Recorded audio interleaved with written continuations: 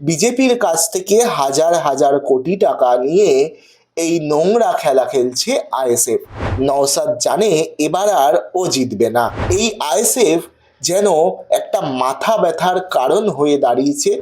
রাজ্যের একেবারে দোরগোড়ায় বিধানসভা নির্বাচন 2026 শুরু হয়ে গেছে, আর হাতে গোনা মাত্র 3 থেকে 3.5 মাস, তারপরেই বিধানসভা নির্বাচন। আর এই নির্বাচন যতই এগিয়ে আসছে ততই যেন রাজনীতির পারদ চড়ছে। এ দল ও দলকে দোষারোপ, এ দল ও দলকে, কেউ 1 ইঞ্চি জমি ছাড়তে নারাজ। কোমর বেঁধে প্রত্যেক রাজনৈতিক দলই তারা কিন্তু মাঠে ময়দানে নামছে, পাখির চোখ করছে 2026কে। একদিকে যেমন বিজেপি, তারা এ রাজ্যের ক্ষমতা দখল করতে মরিয়া, ঠিক অন্যদিকে তৃণমূল কংগ্রেস তারাও কিন্তু নিজেদের ক্ষমতা ধরে রাখার জন্য একেবারে আপ্রাণ চেষ্টা চালিয়ে যাচ্ছে। অন্যদিকে বাম কংগ্রেস সামনে না থাকলেও সেইভাবে তারাও কিন্তু নিজেদের মতো চেষ্টা করছে। অন্যদিকে আবার নতুন দল হুমায়ুন কবির, তিনি তো বেড়ে খেলছেন, একেবারে 100 সিট জেতার চ্যালেঞ্জ নিচ্ছে। তবে আমাদের আজকের আলোচ্য বিষয় এগুলো কিছুই নয়। আমাদের আজকের আলোচ্য বিষয় হলো নওশাদ সিদ্দিকী, তার দল ইন্ডিয়ান সেকুলার ফ্রন্ট আইএসএফ। আর এই আইএসএফকে নিয়ে বারংবার তৃণমূল কংগ্রেস বিভিন্ন অভিযোগ সামনে এনেছে। যদিও কোনো অভিযোগ ধপে টেকেনি, তবুও অভিযোগ করতে ছাড়েন না তৃণমূল কংগ্রেস। এই আইএসএফ যেন একটা মাথা ব্যথার কারণ হয়ে দাঁড়িয়েছে তৃণমূল কংগ্রেসের কাছে। কারণ তৃণমূল কংগ্রেসের যে সংখ্যালঘু ভোটটা ছিল বা আছে, সেই সংখ্যালঘু ভোটে থাবা বসাচ্ছে ইন্ডিয়ান সেকুলার ফ্রন্ট অর্থাৎ আইএসএফ। আর এতেই তৃণমূলের যত সমস্যা। আপনারা দেখছেন N24 টিভি, আর আমি রয়েছি সাজিদ। শুরু করছি আজকের প্রতিবেদন। ভাঙড়ে নওশাদ সিদ্দিকীর জনপ্রিয়তা 2021-এর পর থেকে আজকে পর্যন্ত যথেষ্ট বেড়েছে। বর্তমানে শুধু ভাঙড় নয়, গোটা রাজ্যে নওশাদ সিদ্দিকীর কিন্তু একটা জনপ্রিয়তা বাড়ছে। উত্তরবঙ্গ থেকে শুরু করে দক্ষিণবঙ্গ, মুর্শিদাবাদ থেকে কলকাতা, কাকদ্বীপ থেকে দার্জিলিং, প্রতিটি জায়গায় নওশাদ সিদ্দিকীর একজন হলেও ভক্ত কিন্তু খুঁজে পাওয়া যাবে। নওশাদ সিদ্দিকীর জনপ্রিয়তা কিছুটা হলেও বাড়ছে, কোথাও বেশি কোথাও কম। আর এই নওশাদ সিদ্দিকীকে ঘিরে বিভিন্ন অভিযোগ তৃণমূল কংগ্রেস তারা সামনে এনেছে বিভিন্ন সময়। এবার আজকেই একটি প্রতিবেদন একটি নিউজ চ্যানেলের পেজে দেখছিলাম, সেই প্রতিবেদনটা ভাবলাম আপনাদের সাথে শেয়ার করা যেতেই পারে। প্রথম সারির একটি নিউজ চ্যানেল তারা একটি খবর প্রকাশ করেছে, সেখানে লেখা দুয়ারে ভোট, দরজায় কড়া নাড়ছে বিধানসভা নির্বাচন। আর 26-এর সেই হাই ভোল্টেজ মহারণের আগে এখন শুরু হয়ে গিয়েছে প্রতিপক্ষ সব শিবিরের বাকযুদ্ধের পালা।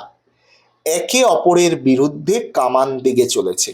ভোটমুখী বাংলায় সব শিবিরেই চলছে জল মেপে নেওয়ার পালা। ভোটের বাংলায় বারবারই নজরে থেকেছে ভাঙড়। সত্যি ভাঙড় কেন্দ্রটা শুধু নওশাদ সিদ্দিকী 2021-এ এসছে বলে না, এর আগে থেকেই কিন্তু একেবারে হাইলাইটেড ছিল এই ভাঙড় কেন্দ্র। সেই ভাঙড়ে রাজনীতি থেকে বোমাবাজি খবরের শিরোনামে বারংবার উঠে এসেছে। ভোটমুখী বাংলায় এবার আইএসএফ এর বিরুদ্ধে চরম অভিযোগ করলেন তৃণমূল বিধায়ক শওকত মোল্লা। আবারও বলছি, এটা একটি সংবাদ মাধ্যমের একটি পেজে ডিজিটালি মিডিয়ায় পোস্ট হয়েছে, সেই খবরটি আপনাদের সামনে শোনাচ্ছি। এটার ভিডিও বা এই যে বক্তব্য, এটার কোনো মানে ভিডিওর আমি খোঁজার চেষ্টা করেছিলাম, কিন্তু সেই ভিডিও বা কোনো রকম তথ্য পাওয়া যায়নি। সেই কারণে আমি এই ভিডিওটার সাথে কোনো শওকত মোল্লার যেই বক্তব্যটা আমি বলবো সেইটা বা এই রিলেটেড কোনো ভিডিও আমি মানে এর সাথে অ্যাড করছি না, যেহেতু ভিডিওটা আমি পাইনি। কিন্তু যেহেতু একটা প্রথম সারির সংবাদ মাধ্যম এটা মানে লিখেছে বা বলেছে, সেহেতু এটা অবশ্যই সত্য। তবে ভিডিওটা হয়তো সামনে আসেনি বা কিছু।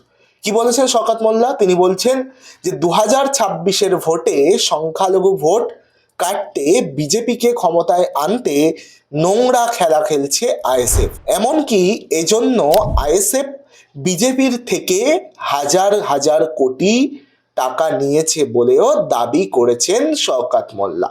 দেখুন, এই যে এই বক্তব্য না, এর আগেও একাধিকবার কিন্তু শওকত মোল্লা বলুন আর অন্যান্য নেতৃত্ব বলুন, তারা কিন্তু এই নওশাদ সিদ্দিকীর বিরুদ্ধে অভিযোগ করেছে। এই সেম একই রকমের অভিযোগ কিন্তু শোনা গেছে যে বিজেপির থেকে টাকা নিয়েছে।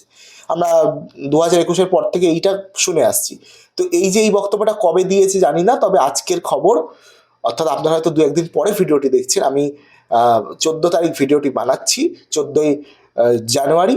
তো এটা হচ্ছে আজকেরই খবর। হয়তো এই এই 2026-এই এই বক্তব্যটা শওকত মোল্লা দিয়েছে। শওকত মোল্লা আর কি বলেছেন বিজেপির সব থেকে বড় পা চাটা গোলাম হচ্ছে আইএসএফ। তিনি চ্যালেঞ্জ করে বলেন, গোটা বাংলার মানুষ সেই কথা বলে, নওশাদ জানে এবার আর ও জিতবে না, সারা বাংলায় ওর দলের লোক কেউ জিতবে না, কিন্তু মুসলমানদের ভোটটা কাটতে হবে, কারণ বিজেপিকে ক্ষমতায় আনতে হবে। যে ভোট শতকরার হিসেব দিয়ে শওকত মোল্লা আরও বলেন যে 38% ভোট পেয়েছিল বিজেপি, তৃণমূল পেয়েছিল 46%। আর সেখান থেকে যদি 2-3% ভোট কেটে দেওয়া যায়, তাহলে 38% থেকে বিজেপি 41%-তে চলে যাবে, আর তৃণমূল 46 থেকে 42-এ চলে আসবে। আর এজন্যই 26-এর ভোটের আগে বিজেপির কাছ থেকে হাজার হাজার কোটি টাকা নিয়ে এই নোংরা খেলা খেলছে আইএসএফ। এই বক্তব্য শওকত মোল্লা তিনি দিয়েছেন। এই বক্তব্য নতুন কিছু নয়, এর আগেও আমরা যেটা বললাম বারংবার শুনে এসেছি। সামনেই আইএসএফের এই বক্তব্যের পরিপ্রেক্ষিতে নওশাদ সিদ্দিকী বা আইএসএফ নেতৃত্ব তারা হয়তো এখনো মুখ খোলেনি, যদিও সামনে 21শে জানুয়ারি আইএসএফের প্রতিষ্ঠা দিবস রয়েছে। জনসভা অনুষ্ঠিত হবে কলকাতাতে, আর সেই দিনই ভাঙড়ে আবার সভা করবেন তৃণমূল কংগ্রেস। এখন দেখার বিষয় ওই দিনই মঞ্চ থেকে নওশাদ সিদ্দিকী কিংবা আইএসএফের অন্য উচ্চ নেতৃত্ব তারা কি বার্তা দেয়, শওকত মোল্লার এই বক্তব্যের কি পাল্টা প্রত্যুত্তর দেয়, আর আগামী 2026-এর যে নির্বাচন, সেই নির্বাচনকে লক্ষ্য রেখে, সেই নির্বাচনকে সামনে রেখে সাধারণ কর্মী থেকে সমর্থক প্রত্যেককে কি বার্তা দিচ্ছে, সেদিকে অবশ্যই আমাদের নজর থাকবে। আপনারা আজকের প্রতিবেদন যদি এই যেটা আপনাদের দেখালাম বা শোনালাম, এটা দেখে বা শুনে আপনাদের যদি কিছু বলার থাকে, অবশ্যই আপনারা সেটা কমেন্ট বক্সে কমেন্ট করে বলতে পারেন, এবং আপনারা নজর রাখুন N24 টিভিতে।